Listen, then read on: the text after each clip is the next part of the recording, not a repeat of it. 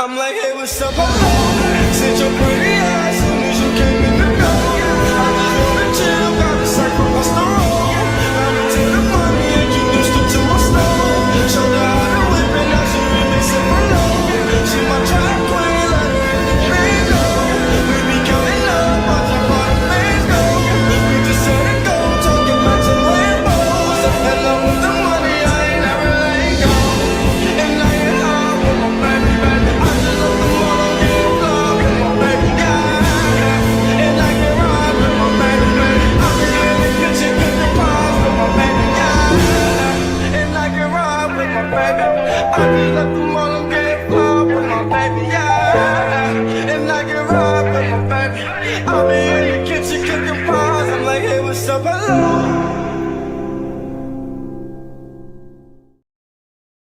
What's going on, everybody? Americon back at you again in another video.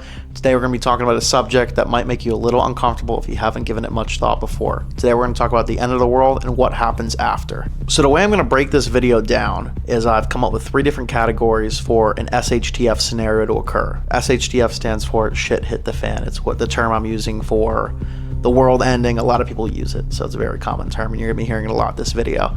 Within those categories, I have certain scenarios that might occur that would be the root cause of an SHTF scenario. After that, I'm going to give you the repercussions of each one. A lot of them have a lot of overlap, so just get ready for that. That being said, let's rock and roll. So the first one I want to hit on is environmental SHTF scenarios. And I have minor and major ones that I'm going to go over. Minor is something that is going to just affect a certain area of the country or countries, but isn't going to affect the entire world. Major is world ending, or a lot of people die from it. It's just a major scenario happening. So let's just get right into it. So some minor ones that could happen. By the way, these are not minor scenarios. This is life-changing. It could end your life. But when I say minor, I just mean it's not going to end the world. It's not going to change our way of life forever. But these are still things you have to prepare for. So some minor scenarios, you got to think about tsunamis, hurricanes, Hurricane Katrina. We're going to go over that in a little bit. Volcanoes, if you live near one. Fires, we just had the LA fires. That was terrible. Earthquakes, even droughts in California. You know, you don't have a lot of water or anything like that. That's not good. Some major ones you're going to want to consider too. The Yellowstone supervolcano going off. There's a Yellowstone supervolcano. I don't know if you've heard of it.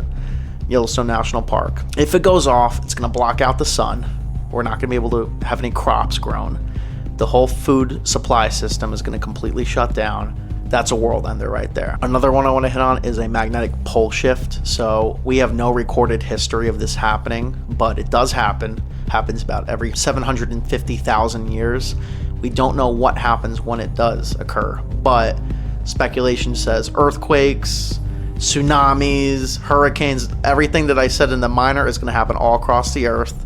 Probably would set off the Yellowstone supervolcano as well. People say the pole shift happened 10,000 years ago, and a lot of people say that was what happened with the Younger Dryas impact theory, which is an event that happened that wiped out a lot of humanity. If you are into religion, a lot of them have a flood myth, and they say that that's what happened, a pole shift or a meteor hitting.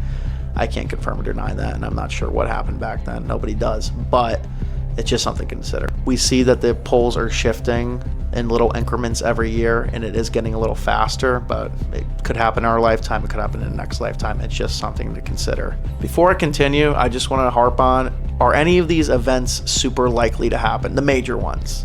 No, they're not super likely to happen, but you should be prepared for anything, and you should be at least aware of these events if they occur, so you're not completely taken off guard.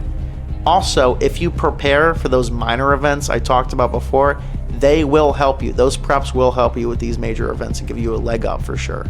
Another one I want to talk about in environmental is a solar flare. So what is a solar flare? It's basically when the sun discharges energy. It would hit the earth, it would completely fry all our electronics. The entire grid would go down, our government would be effectively useless, the entire supply chain would shut down. You would not be able to put food on your table, you would not be able to get running water, you wouldn't be able to communicate with anybody, you would have no form of transportation. It's a world ender, as far as I'm concerned. Another thing that's pretty relevant in the world right now, pandemics. So was our pandemic a major SHTF scenario?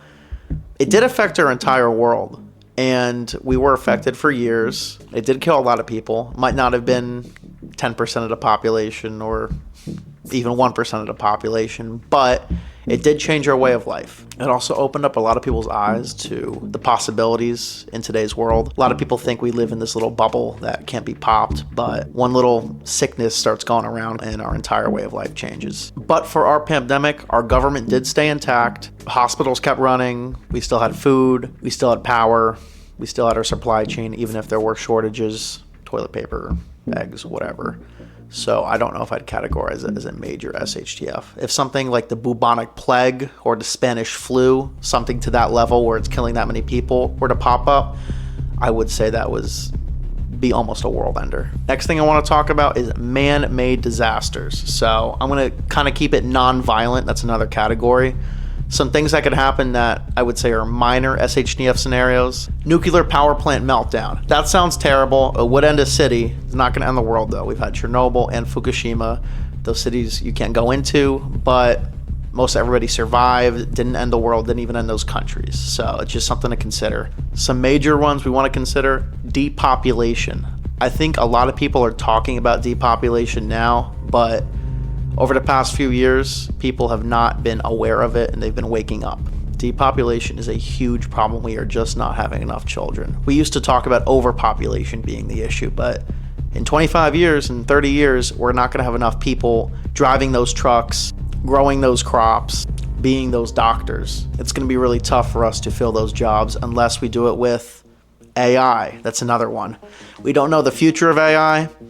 I'm really skeptical on how safe it's going to be. I just know the efficiency of AI and how it can kill. I've seen drones. I've seen what they're doing in NVIDIA and Boston Dynamics. I know that a lot of those humanoid robots and a lot of those artificial intelligences are silly right now. We see like the Will Smith eating spaghetti. It looks so silly, and we see them fall over when you kick them, but it's a really fast growing part of our society, and we just don't know what's going to happen. So it's something to look out for. I'm not saying Terminator Matrix scenario is in our future, but I think we should be more fearful than we are. And I think we should slow down the development of AI. One last one for major man-made, a superbug. By the way, like I said before, these are unlikely, but still possible. A superbug would be really, really, really bad. So I kind of talked about it in pandemic. But when I say superbug and man-made, I mean something that is a biological weapon made to kill people. If that gets loose, a lot of people say our last pandemic might have been a man-made superbug, like a test, but I'm not going to talk about that in today's video. If a real superbug got loose, made to kill people, that would be bad. We are looking at the end of the world if it got loose and we were not able to contain it. So just be prepared for that. Last category I'm going to do is a violent SHTF scenario. So these are all man-made as well, but this is more violence is the direct root cause. The first minor one I want to talk about is rioting. We have seen rioting since pretty much the birth of the country. We've had rioting from the beginning to we just had riots during our election cycle last year. If you live in those affected cities, it could end your business if you're a small business owner. You could have home invasions happen. That's another minor SHTF scenario. You could have your children not be able to go to school. You have to keep them inside. So it's just something to look out for. I know it doesn't seem like it's going to be the end of the world if rioting happens, and some of you guys that live in major cities might be accustomed to it, but it could be just in the wrong place at the wrong time and lose your life from a riot. So just be careful. I already said home invasions. A home invasion is something we should all be prepared for. That is a very, very mini SHTF. It really just involves you and your family, but if it happens to you, it really is the shit hitting the fan. Be prepared, exercise your Second Amendment rights, get training. Gang violence is another one. So when I say gang violence, I mean people kind of taking over parts of the city and making you be under their thumb. We just had examples of this in Colorado with Tren de Agua. We had examples of it in 1920s with the Italian Mafia. If that happens, that really is a little SHTF scenario for you, because unless you move out of that part of town, that is your new way of life. That is a life changer for you. It might not be a world ender, but it is something that you should always consider. Last minor one, and some people would categorize it as major, but I'm just going to say that because it usually doesn't kill a large chunk of the population. terrorist attacks. So it's something you should always be on the lookout for. You know, obviously 9/11, we've had the Boston Marathon bombings. We just had that happen in Europe with Germany where the guy ran into a bunch of people in that crowd during the Christmas Day parade. Things can happen. Terrorist attacks can happen. It's just something you always got to keep your head on a swivel for and watch out for. Is there a lot you can do if any of these situations happen and you're out in public, for example? No. Maybe you conceal carrying. That does help. You definitely have a lot more power than most. Realistically, if any of this stuff is happening, you're going to want to be home safe. Don't bug out if there is violence and you can avoid it. Bug out is when you leave your home and go to a secondary escape location. Just make sure that you're keeping yourself and your family safe and out of trouble. Some major violence SHTF scenarios that could occur, we're talking an invasion of the homeland from a different government or our own government, it happens. Civil war, a world war, God forbid, that would end the world. Anything that involves a military presence, foreign or domestic, that is violent towards the citizens of whatever country you're in, that is a major violent SHTF scenario. There is some stuff you can do to prepare for these. I'm going to go into the preparations right now for all of them. First one I want to harp on is supply chain issues, because it's kind of like a domino effect. It's going to cause a lot more issues, not just you not being able to put food on the table or get power or running water. So supply chain issues are basically when the trucks stop rolling, the farmers stop growing food, and the power grid goes down, your entire way of life changes. You're not going to be able to put food on the table for your family. You're not going to be able to get pure drinking water. You're not going to be able to power your electronics or communicate with anybody or drive anywhere. Another thing I want to harp on is the sheer desperation some folks are going to have if anything like this ever occurs, any of these scenarios ever occur. People don't really know who they are until their bellies are empty, until they're really thirsty and they can't get pure drinking water, until their children are hungry, until their lives are in danger and they're in the middle of danger themselves.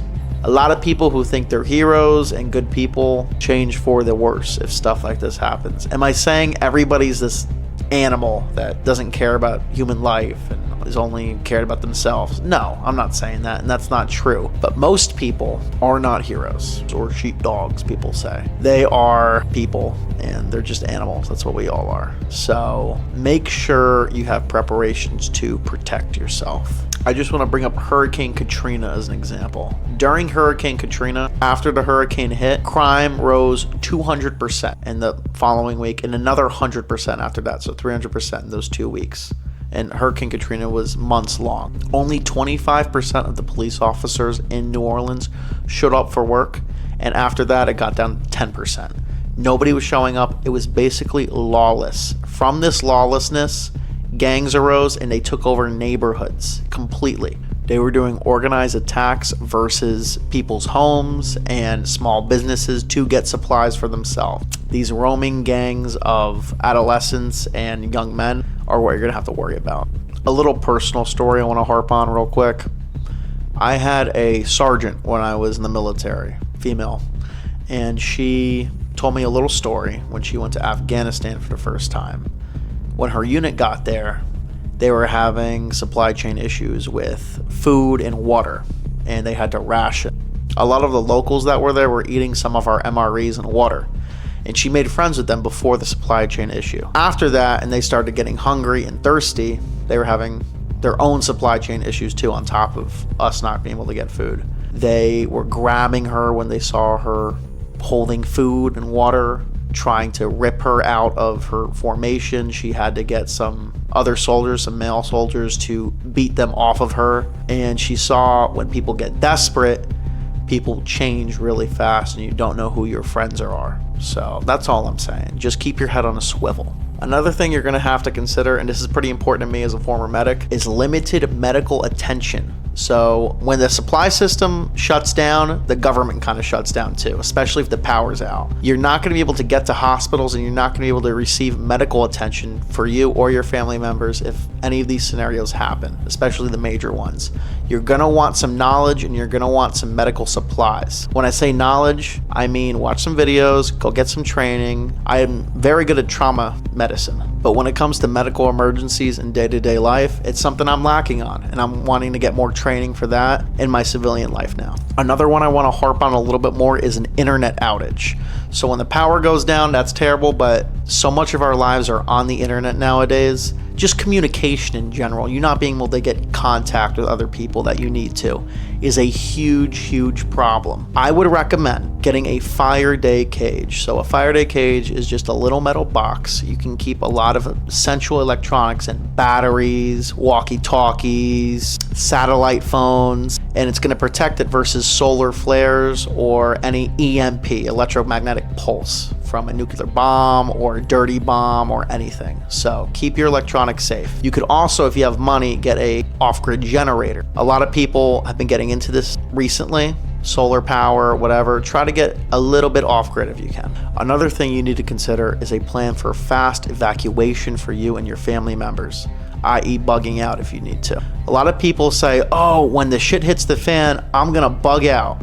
Where are you gonna bug out to? How are you gonna bug out? What supplies are you bringing? Some people have a bug out pack. Are you trained on those items in your bug out pack? These are all things to consider. Do I have a bug out plan? Absolutely not. I'm fucked if this shit happens, all right? But I'm working on it. You know, I'm making this video, at least I'm aware of it.